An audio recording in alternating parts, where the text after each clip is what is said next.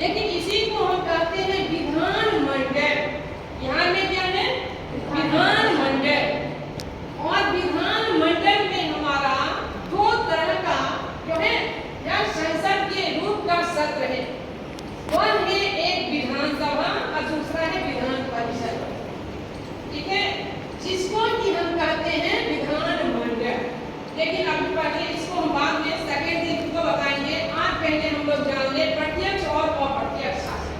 ठीक है, अप्रत्यक्ष तरीके से हम लोग क्या करते हैं? सरकार का चुनाव करते हैं। वह कैसे? हम खुद से नहीं, अपने प्रतिनिधि को सरकार बनाते हैं। हम प्रतिनिधि को चुनते हैं और जिस प्रतिनिधि का सबसे अधिक बहुमत होगा उसके बनेगी सरकार। तो कितना इसका कोई लिमिट होगा? जो कितने प्रतिनिधि, कितनी संख्या? 1/3 बहुमत। जिस पार्टी को 1/3 बहुमत होगा उसी की बनेगी सरकार। तो सबसे पहले आप हमको ये बता दो, बिहार विधानसभा में सीटों की संख्या कितनी है? बिहार विधानसभा में सीटों की संख्या कितनी है?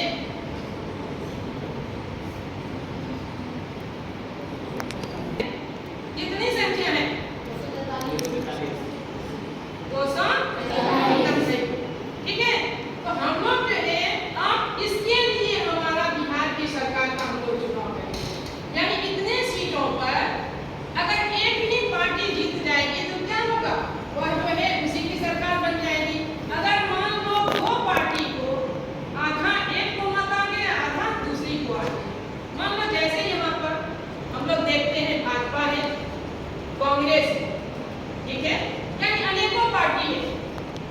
तो कोई भाजपा के प्रतिनिधि होंगे, कोई कांग्रेस के प्रतिनिधि होंगे, लेकिन हम लोग क्या है?